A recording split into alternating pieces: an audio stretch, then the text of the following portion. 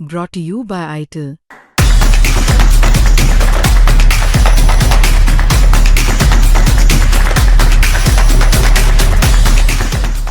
Market में सबसे नए आए भोंदू बाबा की कहानी काफ़ी दिनों से वायरल है। 58 वीडियो क्लिप्स वायरल हुई जिसमें वो महिलाओं के साथ गलत तरीके से पेश आते हुए नजर आए। अब इस पूरे मामले में अब तक 170 वेबसाइट से ज़्यादा पर इस तरह की अश्लील वीडियोस वायरल हो चुकी हैं। 100 से ज़्यादा महिलाओं ने एसआईटी को खुद से फ़ोन कर शिकायत की है कि इस भोंदू बाबा यानी कि अशोक खरात ने उनके साथ रेप किया है। और इस पूरे मामले में अब तक ऑफिशियली 10 केस जो हैं वो रेप और ठगी के दर्ज हो चुके हैं।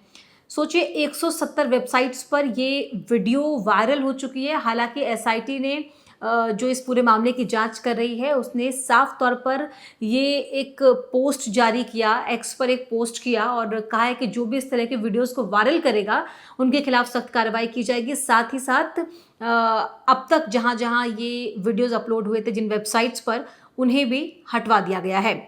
नासिक में ये ज्योतिष अशोक खरात जिसकी वीडियो कुछ दिन पहले वायरल हुए थे और उसके बाद से हंगामा मच गया था। फिर धीरे धीरे कितना डीप ये पूरी कहानी है उसके बारे में पता चला, कितना बड़ा साम्राज्य, गंदा साम्राज्य इस बाबा का है इसके बारे में पता चला। किस तरीके से ये महिलाओं को अपने झांसे में लेता, किस तरीके से अमीर लोगों को अपने झांसे में लेता, फंसाता था और उनसे पैसे ऐंठता था। दो तरीके से ये लोगों के साथ अत्याचार करता था। पहला, वो महिलाएं जो अपनी परेशानी में बाबा से मदद मांगने आती थी, बाबा से सही राह पूछने आती थी, उनके साथ ये ज़बरदस्ती करता, रेप करता।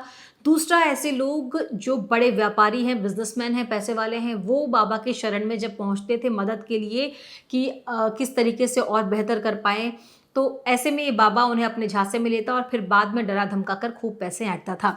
अभी 10 से ज़्यादा केस दर्ज किए जा चुके हैं और एसआईटी को हर रोज़ ये पीड़ित महिलाएं जो इस भोंदू बाबा से पीड़ित हैं, परेशान हैं, जिनके साथ भोंदू बाबा ने गलत किया है, रेप किया है, वो कम से कम 15 से 20 ऐसी कॉल्स रोज़ाना एसआईटी के पास आती है और हर रोज़ इस पर लगातार काम किया जा रहा है।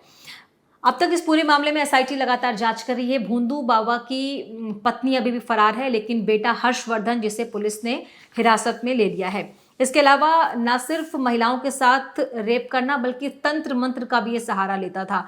भोंदू बाबा महिलाओं को तंत्र मंत्र और काले जादू का डर दिखाता था और अमीर लोगों से उनकी संपत्ति हड़पने के लिए बहुत सारी प्लानिंग प्लॉटिंग करता था। अब भविष्य बताने के नाम पर वो अपनी कई महिलाओं को शिकार बनाता था और अब तक कई ऐसे अश्लील वीडियोस हैं जो वायरल हो चुके हैं जिन्हें महिलाओं ने दबाव में आकर या महिलाओं को डरा धमकाकर इस बाबा ने बनाया था। और ऐसे में बहुत सारी ऐसी महिलाएं हैं जो उसके चंगुल में फंस गई, जो शिकार हुई, पीड़ित हैं। अब वो दफ्तर नहीं जा पा रही, काम नहीं कर पा रही और ना सिर्फ निचले तबके की महिलाएं बल्कि अच्छी पढ़ी लिखी वर्किंग जो वुमेन हैं वो भी इस बाबा के चंगुल में फंस चुकी हैं और अब वो अपने अपने दफ्तर से वर्क फ्रॉम होम मांग रही हैं ताकि जो उनके वीडियोस वायरल हुए उसके बाद जिस तरीके से उन्हें लोगों को फेस करना पड़ेगा वो इस स्थिति में नहीं है। वो चाहती हैं कि जब चीज़ें थोड़ी सी नॉर्मलाइज हो जाए उसके बाद वो बाहर आए, इसीलिए अपने अपने दफ्तर से वो घर से ही काम करने की इजाज़त भी मांग रही हैं।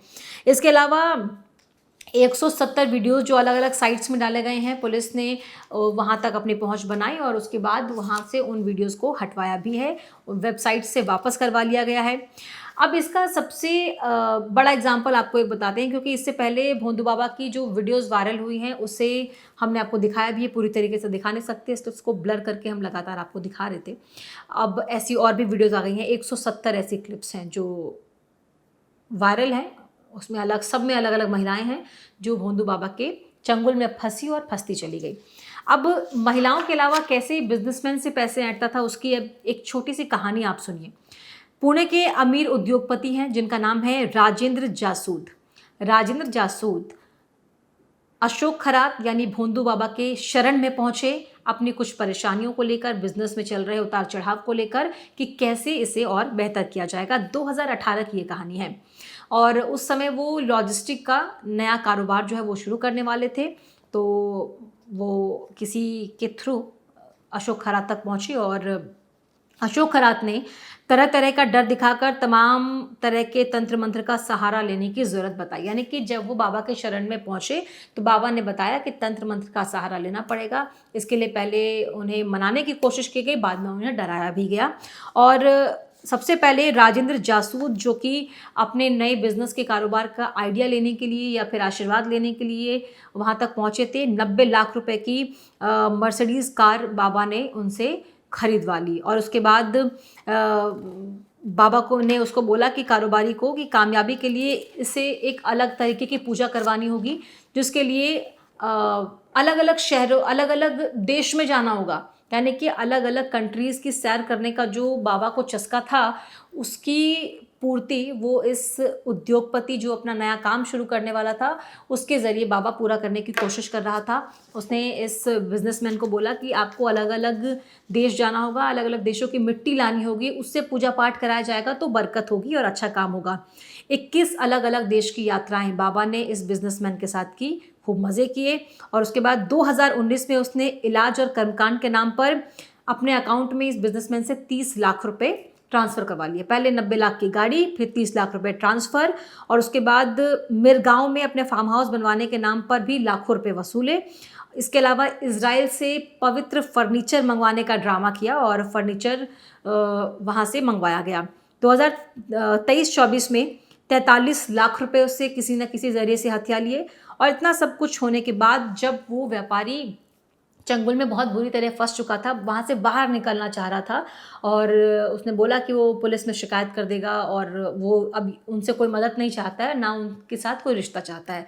तो बाबा ने उल्टा खुद इस बिजनेसमैन पर ही 5 करोड़ की रंगदारी मांगने का आरोप लगाते हुए पुलिस में एक कंप्लेंट दर्ज कर दी। और इस पूरे मामले में 12 दिसंबर 2025 को नासिक के वावी थाने में शिकायत दर्ज कराई थी।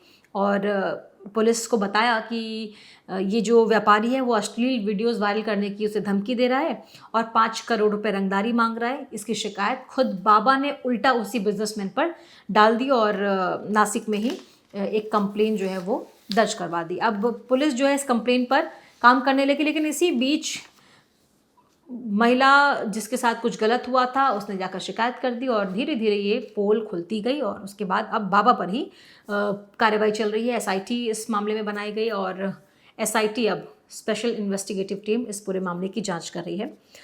खरात के पास जो भी महिला अपनी परेशानी लेकर आती थी वो उसे अपनी जाल में फंसाता था, तंत्र मंत्र, भूत प्रेत, काला जादू, बुरी नज़र जैसी चीज़ों का हवाला देता था और अलग अलग उपाय करके कभी महिलाओं के साथ गलत काम करना, कभी पैसे ऐंठना, कभी कुछ कभी कुछ, कभी जब महिलाएं उनके चंगुल में फिर भी नहीं फंसती थी तो वो उनके पति, उनके बच्चों को जान से मारने की धमकी देता था, जिसके बाद कई महिलाएं डर के उसके कहे मुताबिक काम करती थी।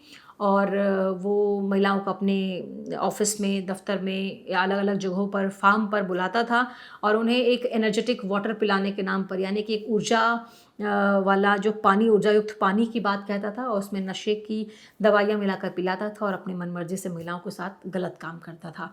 और अब ये मामला यहाँ तक पहुँच गया कि 170 वेबसाइट्स पर ये क्लिप्स वायरल हो गई है, जिससे एसआईटी ने फिलहाल हटवा दिया है और कहा है कि अगर कोई वायरल करने की कोशिश करेगा तो उस पर भी कार्रवाई की जाएगी। लेकिन सवाल ये है कि इतने बड़े लेवल पर ये बाबा कैसे ये कांड करता चला गया, इतने बड़े लेवल पर किस तरीके से बाबा ने अपना करोड़ों का साम्राज्य खड़ा कर लिया और किसी को भनक तक नहीं लगी। बल्कि भनक नहीं लगी, खुद बड़े बड़े पॉलिटिशियंस, महिला आयोग के अध्यक्ष और इस तरह के बड़े और पढ़े लिखे लोग जो हैं वो बाबा के शरण में पहुंचते थे अपना भविष्य जानने के लिए। और आज यही नहीं पता है कि बाबा का भविष्य अब आगे क्या होगा।